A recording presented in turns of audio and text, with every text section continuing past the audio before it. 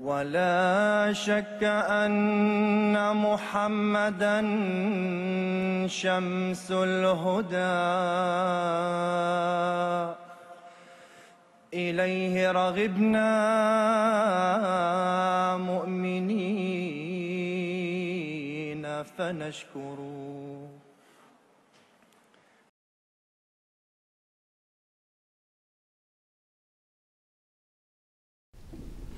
Chers téléspectateurs du monde francophone, Assalamu alaikum wa rahmatullahi wa barakatuhu. Vous nous retrouvez pour votre hebdomadaire Horizon d'Islam sur MTA International. Je vous rappelle que vous pouvez nous écrire l'ensemble de vos questions à horizon avec un s@mta.tv. Vous pouvez également consulter notre site internet www.islam-ahmadiyya.org ou sur lequel on recense généralement l'ensemble de nos thèmes. Et vous retrouverez également l'ensemble des articles qui sont disponibles en ligne. Vous avez un certain nombre d'ouvrages aussi qui sont disponibles que vous pouvez télécharger. Et l'ensemble des ouvrages que nous présentons dans le cadre de nos différentes discussions, en fait, sont également mis en ligne.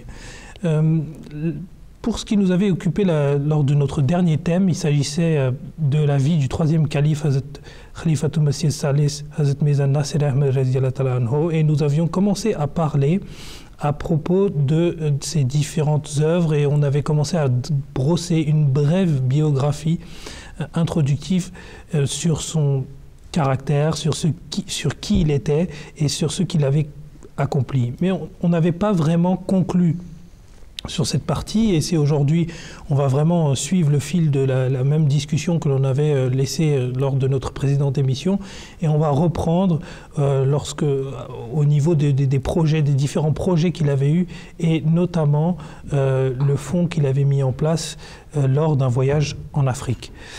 Pour en parler avec moi, j'ai tout d'abord Monsieur Nabil Mirza Sahib, assalamu alaikum, et j'ai également Ataoul Qayyum Sahib, assalamu alaikum. On va peut-être, Jazakumullah tout d'abord, pour votre intervention sur ce sujet et on va continuer dans le cadre de notre discussion précédente. Je crois que c'était Qayyum Sahib qui avait conclu en fait sur ce fonds qui avait été mis en place justement en Afrique et qui avait servi à financer pas mal d'écoles. On avait parlé d'hôpitaux, etc. Mais peut-être que vous voulez ajouter quelques éléments là-dessus. Oui, comme je vous ai dit, ce plan est né du voyage qu'a accompli Hadrat Mirza Nasir Ahmed lors de sa tournée en Afrique. Et c'est un plan qu'il a mis en application tout de suite. Cela prouve d'une part sa confiance en Dieu. Nous savons qu'à l'époque, la communauté ahmadiyya n'avait pas de grands moyens. Et de là à essayer d'ouvrir des écoles, des hôpitaux et de trouver des volontaires, des personnes qui soient prêtes à se sacrifier, qui sont prêtes à sacrifier leur confort là où ils habitent pour aller vivre en Afrique, dans la brousse, pour aider les gens là-bas, pour éduquer les gens. Et parmi ces gens, je dois ouvrir une parenthèse, c'est que notre calife présent, Hadrat Mirza Masroor Ahmad, lui aussi il a servi au Ghana dans les années 70 jusqu'au début des années 80 en tant que principal d'une école. Et il est parmi ces personnes donc, qui ont répondu à l'appel du calife. Et ce plan, nous avons vu, ce plan a fleuri. Et nous avons vu qu'il y a des milliers de personnes qui sont sorties des écoles ouvertes par la communauté ahmadiyya. Parmi ces gens, il y a eu même des chefs d'État qui en sont sortis. Des milliers de gens ont trouvé guérison grâce aux hôpitaux et aux cliniques de la communauté ahmadiyya.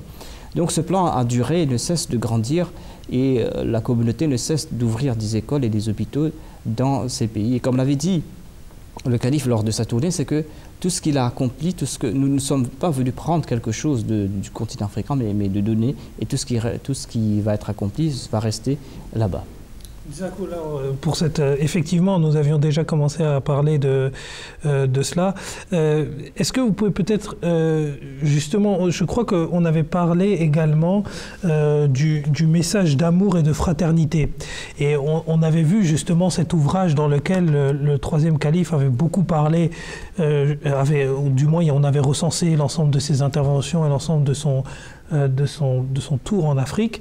Et il y avait également peut-être, je crois que vous m'aviez mentionné le fait que vous vouliez quand même mettre un peu en lumière certaines déclarations qu'il a faites ou certains récits en fait qui nous sont parvenus. Peut-être que vous pouvez nous en dire un peu plus. Et que nous sommes maintenant venus ici avec un message d'amour. Nous vous avons servi dans différents pays depuis une 50aine d'années. Vous savez tous, les vieux comme les jeunes, les dirigeants comme les dirigés, les officiels comme le public, que durant ces 50 années, nous ne sommes jamais ingérés dans votre politique. Et qu'il a déclaré aussi que nous n'avons nourri des rancunes à votre rencontre et nous n'avons pas jeté un seul regard sur les richesses que regorge votre pays. Et tout ce que nous avons obtenu chez vous est resté ici. Et il a déclaré que nous sommes, notre tâche à nous, il a lancé ce plan tout simplement pour servir l'humanité. Parce que le plan de Dieu, c'est que l'on doit servir, l'homme doit servir d'une part Dieu lui-même, mais doit servir l'humanité. Et c'était ça l'autre branche. La communauté Ahmadiyya est là pour prêcher le message de l'islam, pour rapprocher l'homme de Dieu, mais d'autre part, il faut aussi servir l'humanité, et c'est là l'autre facette de la mission de la communauté. Et effectivement, on en avait parlé lorsqu'on avait abordé la question du Messie promis, alayhi salatu wassalam, où on avait dit, justement, on avait bien mis en évidence ces deux missions qu'il avait, c'est la relation avec Dieu et la relation avec l'homme. Et c'est vrai que là, on traite spécifiquement du cas de la relation entre les hommes. Oui, Nabil Sahib, peut-être que vous voulez ajouter quelque chose. Ou surligner un point assez, je pense, assez important, que comment dire, un truc qui est vraiment très distinctif d'un leader. Il faut toujours, par exemple, si moi je suis volontaire de quelque chose, c'est ma décision, je peux être volontaire. Mais pousser les gens à faire du volontariat et à aider les gens, c'est aussi, je pense, un trait très distinctif d'un leader, un vrai leader, qui en fait réussit à mettre ses émotions dans les membres de sa communauté, qui les ont aujourd'hui poussés à vraiment faire des actions humanitaires, à aider ces personnes qui sont en difficulté, à aussi, par exemple, quand on parlait de ce fonds du centenaire de l'Ahmadiyya, nous voyons que ce fonds, en fait, en réalité, derrière, il y avait beaucoup de travail à faire. Par exemple, il a dit qu'il avait demandé à ses membres de contribuer 2,5 millions. Donc, alors qu'en fin de compte, ils ont 4 fois le montant. Ce montant a été dépassé, a été versé. Donc, on voit vraiment que le troisième calife, il a vraiment réussi à mettre ses émotions, les émotions qu'il avait d'amour et les actions, aider les gens. Il a vraiment réussi à mettre ses émotions dans ses membres de communauté. Et on voit vraiment à travers les sacrifices que ses membres ont fait. C'est vrai que c'est intéressant de voir que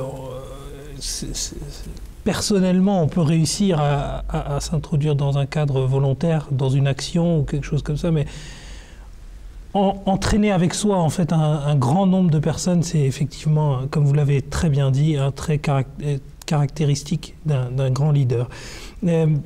Je me tourne vers Qayoum Saab. Je parlais tout à l'heure d'une déclaration que vous avez citée, mais c'est vrai que on avait lu en aparté ensemble cet incident avec une vieille dame qui est assez intéressant, et je pense que peut-être on peut partager ça avec nos téléspectateurs. Oui, il ne faut pas se contenter d'évoquer les grands faits, les grandes œuvres accomplies par ces califes. Derrière tout ça, il y a cette humanité qui les a toujours accompagnés. Et nous avons vu dans la personne, tout d'abord, de notre maître, Sayyidina Muhammad Mustafa, sallallahu alayhi wa sallam.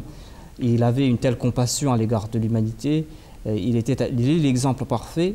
Et nous avons vu cet exemple au sein, dans la personne même du Messie premier, alayhi salam, Hadrat Mirza Ghulam Ahmad, alayhi salam, et dans la personne de ces califes. Et nous constatons qu'ils avaient un très grand respect pour les sentiments d'autrui. Et au cours de sa tournée en Afrique, Hadrat Mirza Nasir Ahmad, il a reçu nombre de cadeaux de la part des gens qui n'avaient pas de grands moyens, mais qui lui ont offert des choses qui, à leurs yeux, avaient de grandes valeurs et qu'ils avaient façonné avec un grand amour. Par exemple, il est dit qu'il y avait une vieille dame qui était presque aveugle, mais qui avait tressé un panier pour le calife, qui n'a même pas pu présenter ce panier au calife en personne, c'était alors qu'il était en Afrique. Et elle n'a pas pu la présenter, elle a envoyé sa fille pour la présenter, et le calife a bienveillamment accepté ce cadeau, Et elle savait très bien les sentiments qui étaient derrière. Mais par mégarde, ceux de son entourage avaient laissé ce panier dans un des pays d'Afrique. Je crois que c'était en Sierra Leone, ils ont laissé cela. Ils avaient aussi d'autres cadeaux, des étoffes qui étaient tissées, qui n'avaient pas de grande valeur monétaire, on peut le dire. Mais c'était tellement accompagné de sentiments que le calife, il était très en colère quand il a su que cela était resté en arrière.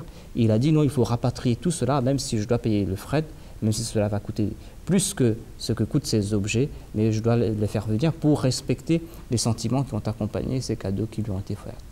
C'est vrai que c'est une grande leçon d'humanité. Et par ailleurs, quand vous avez parlé de cette humanité, il y a moi-même un incident qui m'est venu à l'esprit.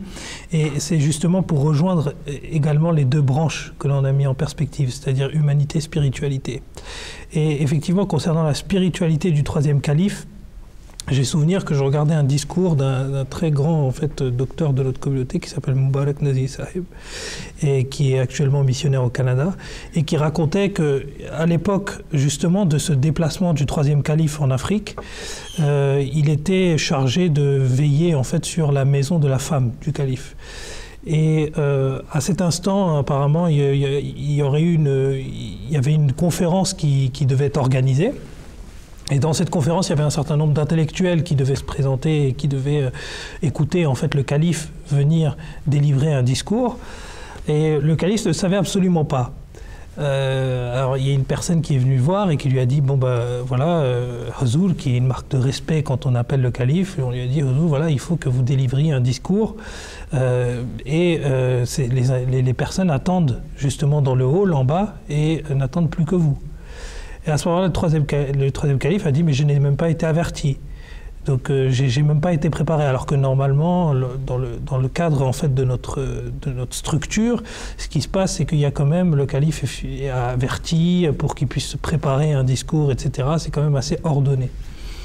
Et bon, après toute la controverse du qui n'a pas averti qui, etc., le calife a finalement décidé d'y aller. Et a décidé, bon, si ces personnes attendent, il faut y aller. Alors vous voyez, on voit déjà d'une part que c'est pas comme, vous savez, justement, on faisait la distinction lors de notre précédente émission que ce n'est pas un leader politique, c'est un leader spirituel. Et un leader politique, il aurait pu se défiler et dire, bon, non, moi je veux pas y aller parce que j'ai pas préparé mon discours, puisqu'il a une campagne de communication ou quoi autour. Mais là, le calife, ce qu'il a dit, c'est que je vais y aller.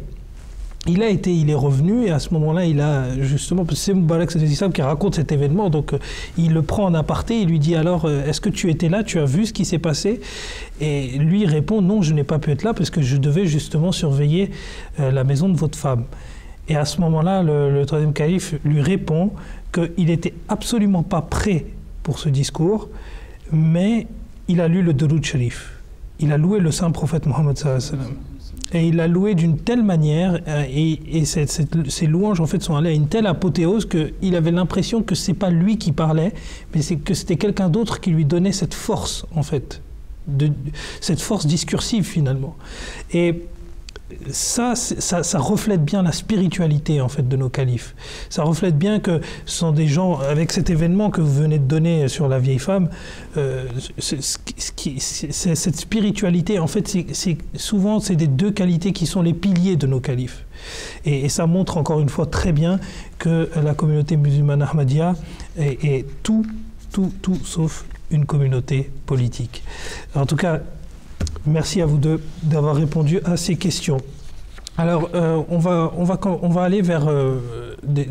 on laisse du coup ce voyage pour l'Afrique qui pourrait faire encore une fois une émission tout entière, parce que c'est tellement intéressant en fait de voir à quel point le troisième calife a contribué pour l'Afrique, et pour revenir sur les fonds, et notamment le fonds du centenaire de l'Ahmadiyya. Je crois que Nabil Sahib voulait nous en parler parce qu'il a trouvé cette idée intéressante. Donc Nabil Sahib, peut-être que vous pouvez nous dire quelques mots sur le sujet. En fait, donc ce fonds en fait qui avait en fait pour but non pas comment dire, il n'avait pas pour but de politique, encore une fois, mais c'est vraiment pour la propagation de l'islam. Par exemple, on voit que les principaux objectifs de ce fonds du jubilé du centenaire étaient diffuser le message de l'islam à travers le monde. Donc par par l'argent qui a été récolté, c'était pourquoi? C'était pour diffuser le message de l'islam. Après, c'était pour établir des maisons, des missions partout dans le monde qui auraient pour but en fait encore une fois, de donner le vrai message de l'islam. Après, la publication de la littérature islamique, afin de prouver aux gens, afin de montrer aux gens les vrais enseignements islamiques. Et encore une fois, une imprimerie a été installée au Pakistan. Après, il y a eu une station de radio dans un pays africain où on parlait de la Jamaat et puis vraiment diffuser l'image, les vraies images de l'islam. Et encore une fois, je pense que la chose la plus importante, c'est la traduction du Saint-Coran en 6 langues. Donc vraiment, on voit vraiment que ces califes, le troisième calife, avait vraiment cette ardeur de propager l'islam, de vraiment donner aux gens le goût du Coran. Et nous avons aujourd'hui le Saint-Coran. Oui, vous pouvez le montrer à l'écran, oui. Donc le Saint-Coran en fait qui est traduit par la Jamaat Ahmadiyya. Donc c'est vraiment, il y a aussi des commentaires si vous voulez sur les enseignements qui sont assez controversés par rapport à ces enseignements. Donc vraiment sa traduction vraiment a été un très grand travail par le troisième calife. Effectivement, alors c'est la traduction en français dont vous parlez qui a été fait donc qui a été initiée, du moins l'idée d'une traduction en français a été initiée par le troisième calife donc. D'accord. Alors effectivement, comme vient de le dire Nabil Saheb, c'est vrai que ce Coran est un format un peu particulier et assez intéressant parce qu'il regroupe avant chaque chapitre une sorte de récapitulatif de l'ensemble des points qui sont abordés dans les différentes sourates. Ce qui est assez intéressant et ce qu'on retrouve très peu en fait dans certains Corans. Et si nos téléspectateurs veulent s'en procurer un, ils peuvent nous écrire, je pense qu'ils peuvent nous écrire à horizon@mtr.tv ou sinon nous consulter via le site internet. On se fera, je pense, un plaisir de leur répondre. Ce que je voulais ajouter, oui. C'est que ce plan pour le centenaire, c'est que c'était en 1973 que le troisième calife, qu'Allah soit content de lui, avait lancé ce plan pour célébrer le centenaire de la communauté Ahmadiyya qui a été fondée en 1889. Donc elle est célébrée ce centenaire en 1989, bien à peu près plus de presque 20 ans après lui. Donc il voulait préparer la communauté pour cela, avait demandé à la communauté de réunir des sommes pour célébrer. Et comment célébrer? C'est propager le message de l'islam, encore une fois. C'est d'ouvrir des écoles, des hôpitaux, traduire le Saint-Coran, d'essayer d'ouvrir une station radio, de lancer une station radio. Et à l'idée, c'est ce que le quatrième calife l'a aussi dit, nous sommes là aujourd'hui sur la MTA, le plateau de la MTA. Il a dit, on parlait à une époque de lancer une chaîne radio, mais on n'a même pas eu le temps de lancer cette chaîne radio qu'on a lancée à la MTA, qui est en train de diffuser le message de l'Ahmadiyya dans le monde entier, dans 6, 7 ou 8 langues différentes, 24 heures sur 24, sur tous les continents, dans tous les coins du monde. Donc vous voyez comment tous ces plans qui sont inspirés par Dieu, et qui ont porté leurs fruits. Et comme on le sait, la communauté Ahmadiyya face au monde, la communauté est insignifiante, on peut dire, en termes de finances, en termes de moyens, en termes de main-d'œuvre. Tout le caméraman, toutes ces personnes, nombre de gens ne sont que des bénévoles qui travaillent pour la communauté bénévolement. Mais tout cela prouve cette sincérité, ce désir ardent de prêcher le message de l'islam. C'est ça qui est le moteur qui pousse les gens à se sacrifier et à présenter le message de l'islam aux autres. Et c'est vrai que c'est intéressant parce que... Et puis, même à remettre en perspective avec le monde dans lequel on vit, on voit qu'aujourd'hui, quand on crée un fonds, la plus grande hantise des personnes, c'est tout de suite se dire où est-ce que va l'argent. Voilà, c'est vraiment la question qui se pose tout de suite. Alors l'avantage d'avoir un leader justement unique qui est le calife dans une communauté et avec le charisme qu'avait Hazrat Mirza Nasser Ahmad, c'est justement de permettre de voir où vont les fonds, cette transparence, et puis de voir la simplicité et l'humilité avec lesquelles ils sont utilisés pour une cause très noble en fait, et pour la cause qui devrait être le fondement de la religion musulmane, qui est diffuser l'islam. Et c'est vrai que c'est dans cette perspective-là, si on regarde par rapport au fond actuel, c'est très intéressant de voir comment en fait l'Ahmadiyya s'organise. On va continuer peut-être avec, je vais continuer peut-être avec vous, Qayoum Sab, notamment sur, là on a vu le continent africain, mais pour ne blesser personne, peut-être faudrait-il aller vers la vieille Europe, et parce que justement notre bien-aimé Hazrat Khalifatul Masih Salis avait été en Espagne. Et il me semble que c'était lors de notre précédente émission, on avait déjà commencé à parler en fait de cette visite, mais peut-être qu'il faudrait rappeler une chose en particulier, puisqu'il y a eu la naissance de notre slogan, notamment en Espagne, et quelques autres développements. Oui, en fait, c'est le troisième calife, qu'Allah soit content de lui, est passé en Espagne, il est parti à Cordoue, et il a dit qu'il a passé quelques jours là-bas. Il a dit que j'ai visité ces lieux où les musulmans s'étaient établis. Ils étaient là pendant 600-700 ans, ils avaient établi une civilisation. Il a visité ce qui était naguère des mosquées. Et il a dit que cela l'a très perturbé parce que auparavant, dans ces mêmes murs, résonnait l'appel à la prière, résonnait le daroud sharif, où on envoyait des salutations sur le saint prophète Mohammed paix soit lui. Il a dit que maintenant, de ces murs, résonnent des insultes à l'égard de l'islam. Il a dit que cela l'a très perturbé en voyant comment les musulmans sont tombés en décadence après avoir créé une civilisation qui a été le précurseur de la renaissance de l'Europe. C'est après l'établissement de la civilisation andalouse qui a progressé, c'est grâce à cela qui a fait connaître aux Européens qui étaient naguère dans l'obscurantisme, il a fait connaître les sciences et tout. Cette civilisation andalouse en Espagne a transmis ces connaissances qui étaient perdues, mais les musulmans ont tout perdu. Ils ont dû quitter l'Espagne, ils ont dû se sauver de là-bas. Il a dit que cela l'a très perturbé. Mais en dépit de cela, le troisième calife, il a prié, il a beaucoup prié. Il a dit qu'il aura un plan. Et le plan qu'il a fait, c'était de construire la première mosquée en Espagne après 700 ans. Donc après 700 ans d'absence des musulmans, c'est la première fois, alors que les musulmans avaient été chassés de l'Espagne, il a fait bâtir, il a fondé la première mosquée qui se trouve à Pedro-Abad. Et c'est lors de son discours d'ouverture, quand il a évoqué cette construction de cette mosquée, c'est là qu'il a émis cette phrase très connue au sein de la communauté que nous avons de l'amour pour tous et de la haine pour personne.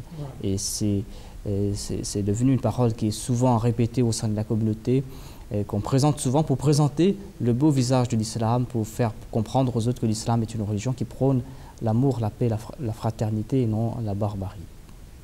Oui, que c'est tout sauf une religion belliqueuse, quoi.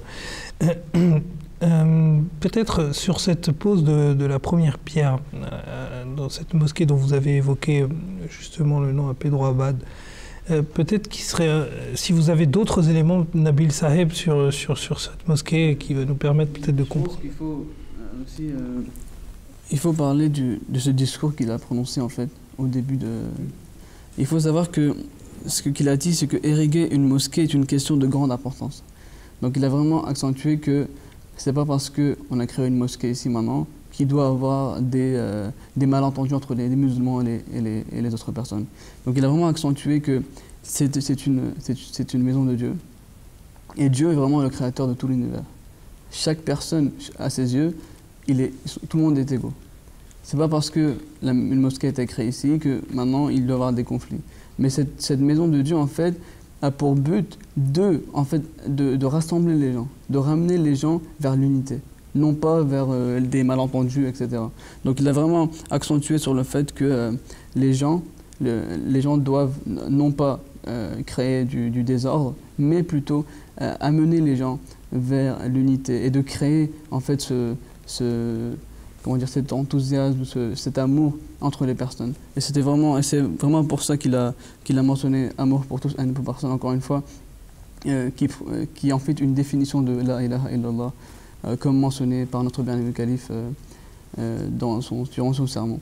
Donc je pense que c'était vraiment un discours qui devait être prononcé pour vraiment clarifier aux musulmans et à chaque personne qu'une mosquée Ce n'est pas un signe de désordre, mais c'est un signe qui, en fait, qui doit comment dire, construire de l'harmonie parmi les gens, dans la société.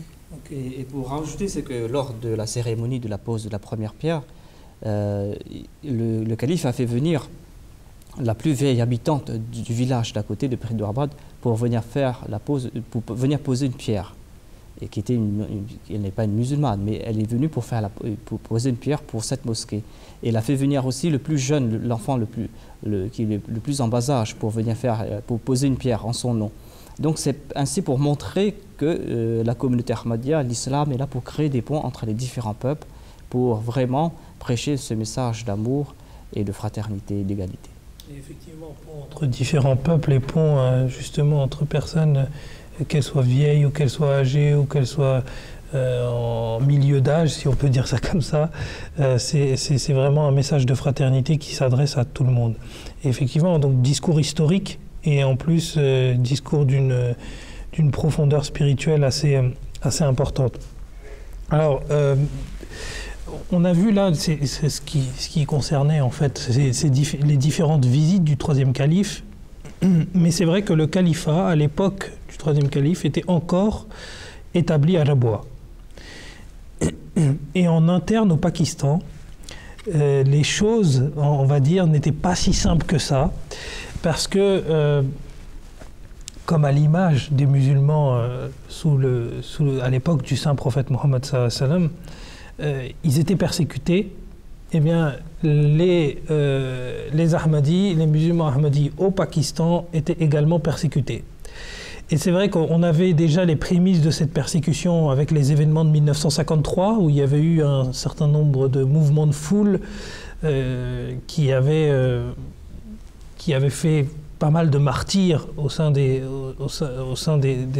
Ahmadis, et qui était parti vraiment de rien du tout, quoi. C'était vraiment un emballement qui avait été créé autour de fausses conceptions qu'aurait prêché l'Ahmadiyya, alors que l'Ahmadiyya a toujours été très clair justement sur sa doctrine.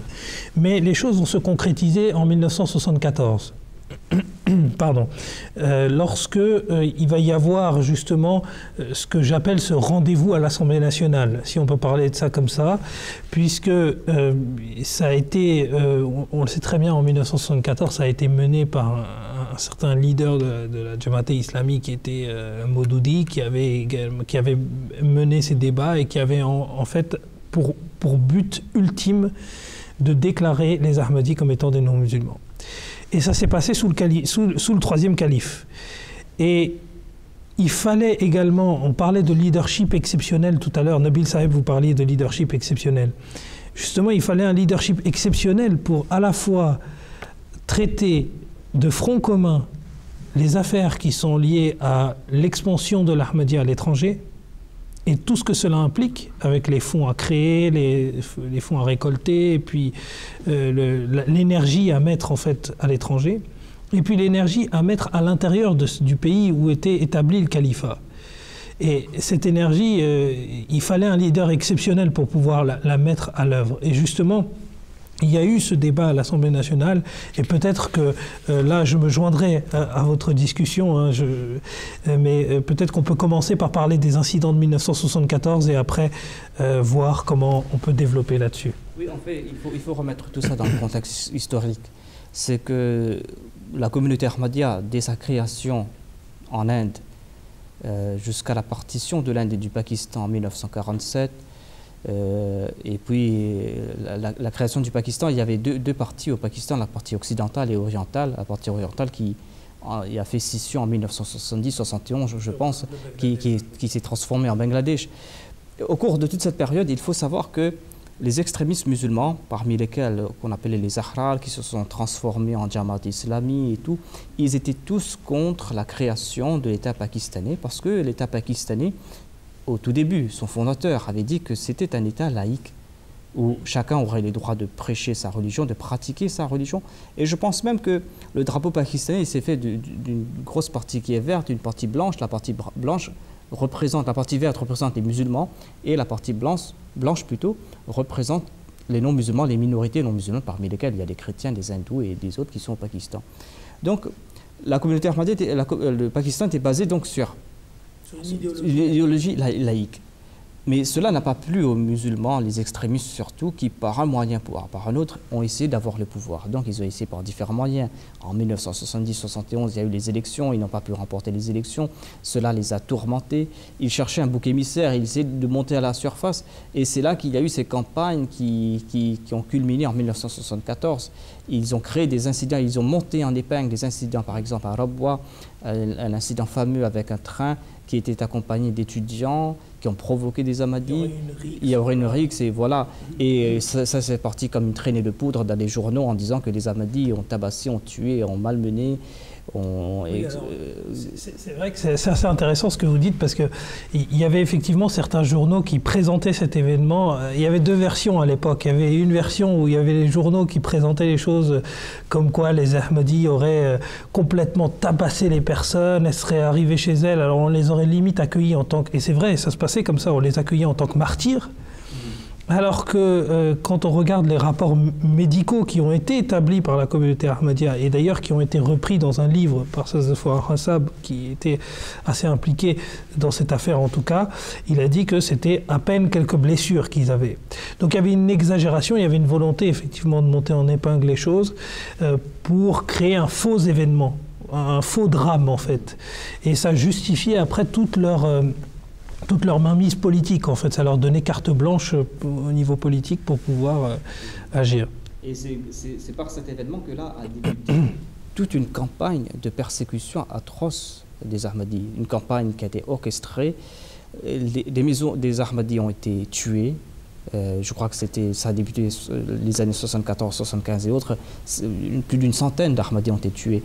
Et leurs maisons ont été brûlées, leurs business ont été brûlés, ont été spoliés.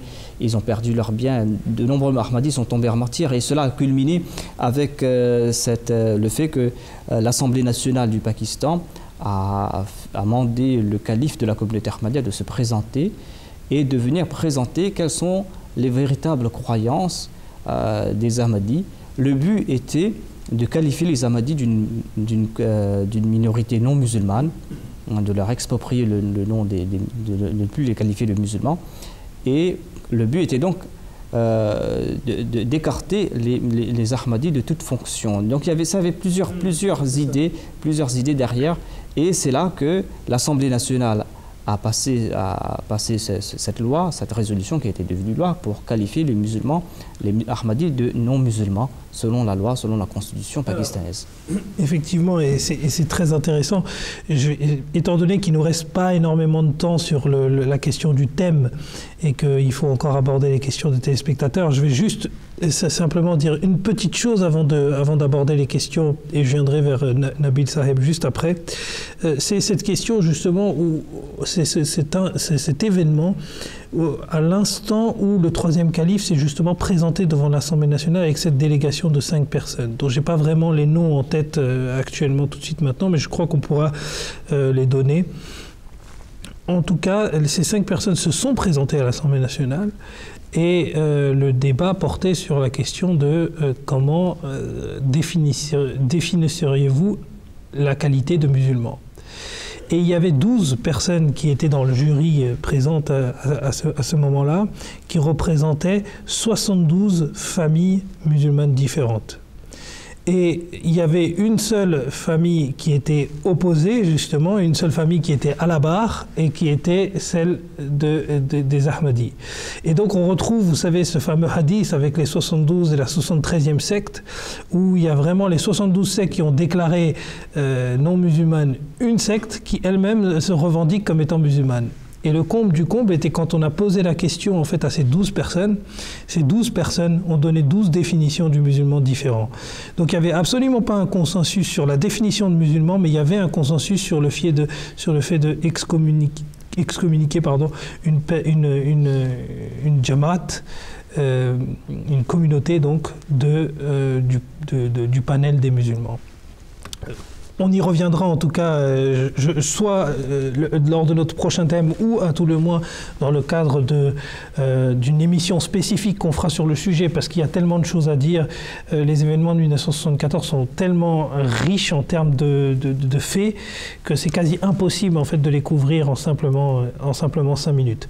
Je rappelle simplement aux téléspectateurs qui peuvent nous écrire l'ensemble de leurs questions à horizon@mta.tv. Ils peuvent consulter notre site internet islam-ahmadiyya.org et nous envoyer l'ensemble de leurs interrogations, leurs questions.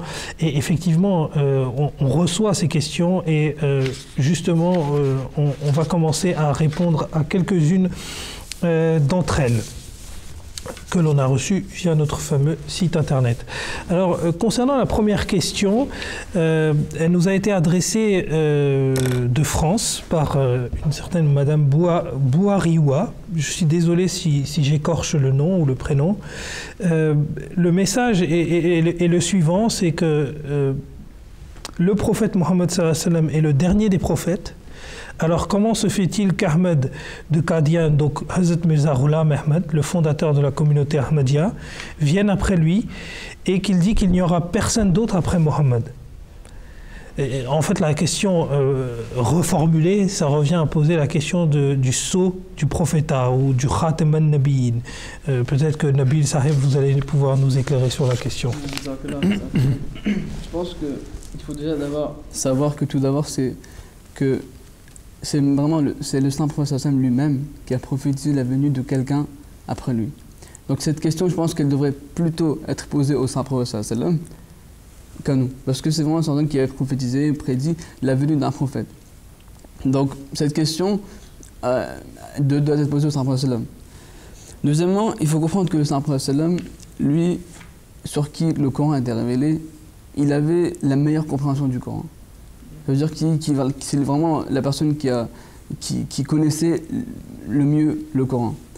Maintenant, si on va dans les hadiths, si on analyse les hadiths, il y a un hadith de Muslim où je vais plutôt commencer pour expliquer aux téléspectateurs que la plupart des gens aujourd'hui, la plupart des musulmans, attendent la venue de Jésus, fils de Marie. Et c'est une croyance qui est assez populaire chez tous les musulmans, qui attendent la venue de Jésus fils de Marie.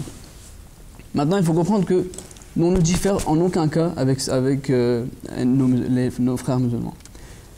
La seule différence, c'est ce qu'on dit que oui, Jésus fils de Marie, il va venir. Tout comme les musulmans disent aussi. La seule différence, c'est que nous, on dit que Jésus fils de Marie est mort. Mais c'est une personne qui aura son nom qui viendra, sous son nom. Ça veut dire que Jésus, fils de Marie, ça veut dire les musulmans, ils croient aussi qu'il y aura quelqu'un qui va venir. Mais nous, on dit que Jésus, fils de Marie est mort. Et donc, il n'y a pas beaucoup de, trop de différence entre nous et les autres musulmans. C'est vraiment, la question, c'est la mort de Jésus. Et donc, le saint prophète sallam a mentionné lui-même dans le hadith qui est rapporté par Muslim, 4 fois que la personne qui viendra sera Nabiyullah, Nabiyullah, Nabiyullah. Donc vraiment, c'est le saint prophète sallam qui est en train de prédire la venue d'un prophète lui-même. Il faut aussi savoir que le Coran nous dit, par exemple, en tant que musulman, on est obligé de croire en tous les prophètes et en tous les livres. Nulle part, il est écrit qu'on doit croire, pardon, le saint prophète il a dit que même si vous devez escalader les avalanches de neige, vous devez aller vers ce Imam al-Mahdi et lui donner mon salut. Ça veut dire que si cette personne viendra, on serait obligé de l'accepter. Maintenant, si ce n'était pas un prophète, pourquoi nous sommes obligés à l'accepter? Et ça aussi, ça nous dit que c'était vraiment un prophète. Après, le Saint-Coran lui-même, il déclare dans la Sourate Nisa, verset 70, que la personne qui obéit Dieu et qui obéit le Saint-Prophète sallallahu alayhi wa sallam, il peut avoir 4 statuts, parmi lesquels se trouve le statut du prophétat. Donc c'est le Coran lui-même qui est en train d'ouvrir la porte de prophétat. Et dans un autre verset aussi, Dieu déclare « Allahu yastafi min al-malaikati rusulan wa min al-nas » qu'Allah choisit de parmi ses anges et ses hommes des prophètes. Et le verbe utilisé « yastafi » n'est pas un verbe conjugué au passé, mais c'est un verbe conjugué au futur. Donc il faut vraiment comprendre que si Dieu déclare, il dit Yastafi, qu'il choisit, ça veut dire qu'il choisit, qu'il choisira. Ça veut dire qu'il choisira des prophètes qui viendront après le prophète. Après, sur le verset en question, Khatamun Nabiyyin. Si on analyse ce verset, Dieu déclare que Muhammad ne serait pas le père d'aucun de vos fils, walakin Rasulullah wa Khatamun Nabiyyin, mais il sera le prophète de Dieu et le sceau des prophètes. Maintenant, si on prend la définition que les musulmans donnent à ce verset, ça n'aura aucun sens grammaticalement. Pourquoi? Si on dit Muhammad n'est le père d'aucun de vos fils, mais il est le dernier des prophètes. Ce mais, il n'a aucun sens. Parce qu'il y a une négation, il doit y avoir un truc positif après. Mais là, on est en train de dire qu'il n'est pas le père d'aucun de vos fils, mais le dernier des prophètes. Donc il y a un truc qui ne va pas. Il y a une chose qui ne va pas dans cette phrase. La phrase devait être, ou la traduction devait être, que Muhammad sallallahu alayhi wa sallam n'est pas le père d'aucun de vos fils, mais il est le prophète de Dieu et il est le père de tous les prophètes. Qui aura maintenant un sens. C'est-à-dire que le père des prophètes, ça veut dire qu'en fait, toute personne maintenant qui veut devenir prophète ou qui arrivera à atteindre ce statut de prophète, ce rang de prophète, il devra suivre pas à pas le saint prophète. Comme Dieu déclare dans le Saint-Coran que in kuntum tuhibbuna Allah fattabi'uni yuhibbukumullah, que si vous aimez Dieu, il faut que vous suiviez le Saint-Prophète. Dieu vous aimera automatiquement. Donc Khatamun Nabiyyin, le sceau de tous les prophètes, en fait veut dire que toute personne qui viendra maintenant après le Saint-Prophète devra suivre pas à pas le Saint-Prophète, qui après Dieu lui accordera le statut du prophète. Donc en fait, ça revient à dire que aucune personne qui viendra par la suite ne pourra concurrencer le prophétat du saint prophète Mohammed sallallahu alayhi wa sallam, qui l'a justement amené au plus haut de toutes ses possibilités. En revanche, si quelqu'un revient après lui, se réclame prophète et se conforme justement à l'ensemble des enseignements du saint prophète et qui reconnaît sa haute stature élevée, la plus élevée même, eh bien à ce moment-là, ce prophète est totalement valable. Jazakumullah pour cette réponse. Je vais me tourner peut-être vers Qayyum Sab. Il nous reste quelques minutes pour répondre à une deuxième question. La deuxième question qui nous a été adressée, elle nous vient encore de France, par Anas Abou Aïcha. Cette personne nous demande que cette personne reproche en fait plutôt à la communauté Ahmadiyya d'intégrer des éléments qui seraient extérieurs à l'islam, c'est-à-dire qu'elle estime que elle ne comprend pas par quels moyens on est financé et ce qui nous motive. Donc sa question, à mon avis, porte plutôt sur est-ce que le fait de se faire financer n'est pas quelque chose qui se surajoute un peu à l'islam. Et en fait, c'est ce que la communauté Ahmadiyya a été taxée de tous les noms. Et on a qualifié la communauté Ahmadiyya de fabrication de l'Empire britannique, des agents d'Israël, de la CIA et de je ne sais quoi. Mais ce que l'on doit comprendre, comme on l'a dit, on l'avait déjà évoqué, les finances de la communauté Ahmadiyya sont claires et nettes. Tout le monde peut venir étudier d'où viennent les finances de la communauté Ahmadiyya.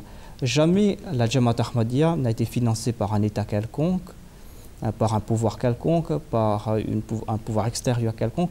Ce sont les membres de la communauté qui contribuent financièrement, volontairement, dans les fonds de la communauté.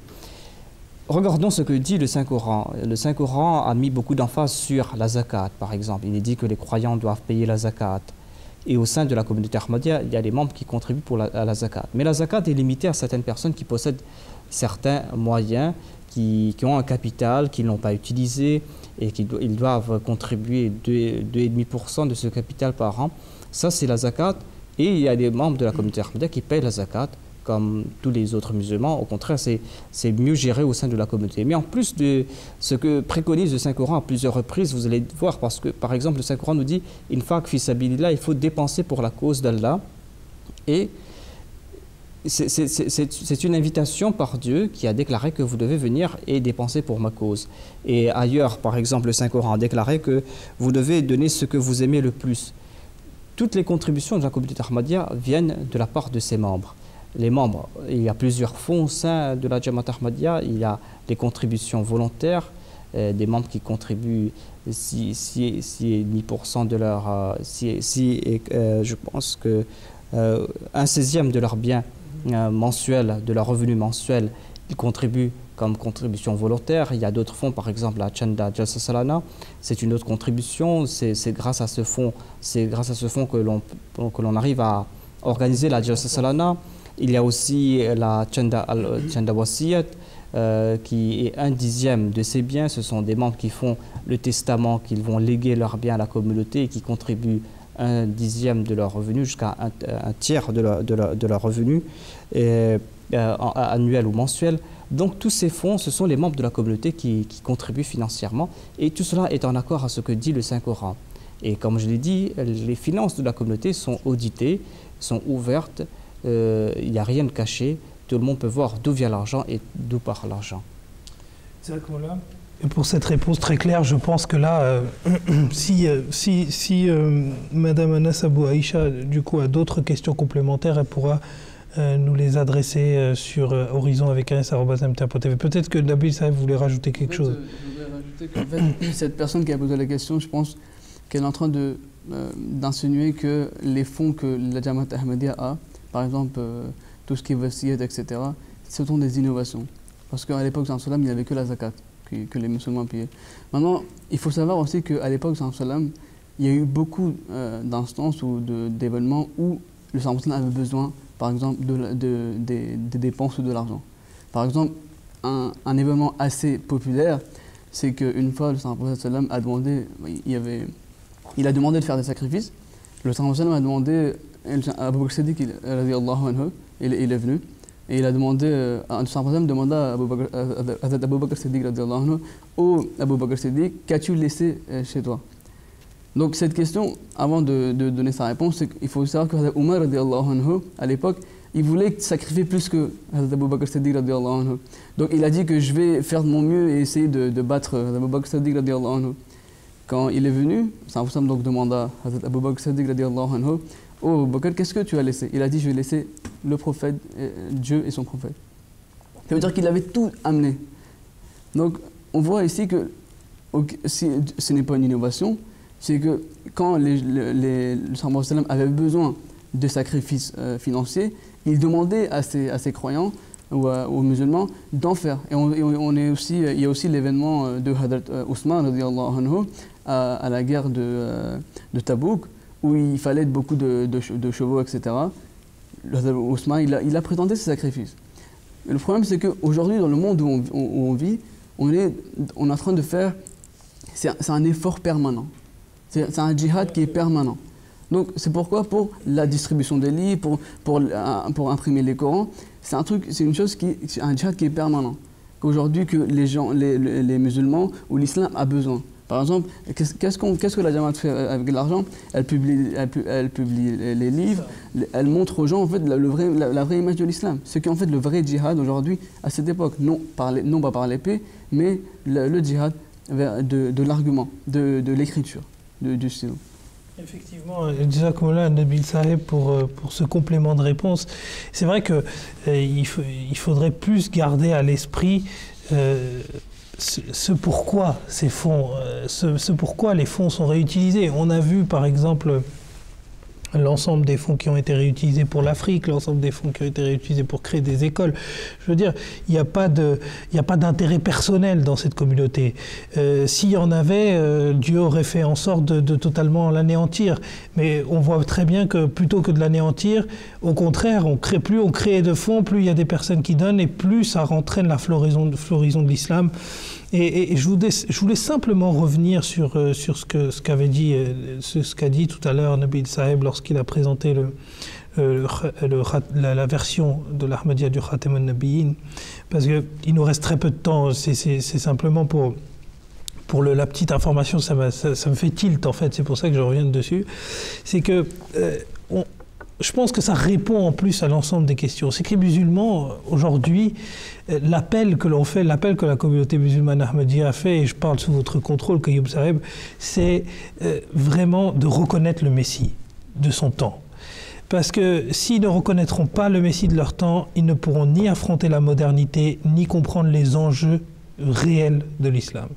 Et c'est vrai que quand on voit ce que le saint prophète Mohammed sallallahu alayhi wa sallam a dit à propos du Messie promis, c'est-à-dire que si, à compter de l'instant où il arrive, même si tu dois traverser des avalanches, il y a une autre version avec la Chine, je crois, c'est-à-dire marcher jusqu'en Chine, qui renvoyait à des... non, ça c'est pour le savoir, il me semble. Bref, mais ça renvoyait à... Même s'il faut passer par les pires épreuves pour aller à sa rencontre, une fois qu'on arrive à sa rencontre, il ne faut pas le regarder dans le blanc des yeux, il ne faut pas critiquer les moindres choses qu'il dise, c'est bien de reconnaître et de lui prêter le serment d'allégeance. Donc je pense que le vrai appel aujourd'hui que fait la communauté musulmane ahmadiyya, c'est de venir, de prendre connaissance, justement, les fonds qui ont été utilisés, c'est pour mettre de la connaissance à disposition de ces personnes.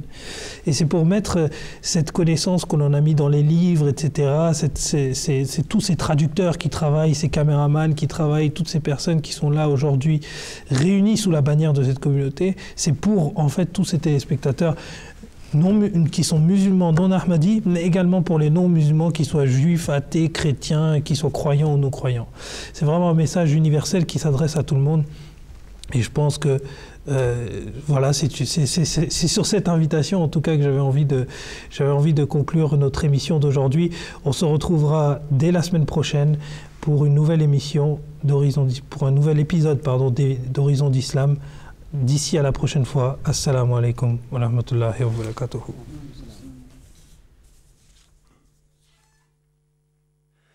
ولا شك أن محمدًا شمس الهدى إليه رغبنا مؤمنين فنشكر له درجات فوق كل مدارج له لمعات لا يليها تصور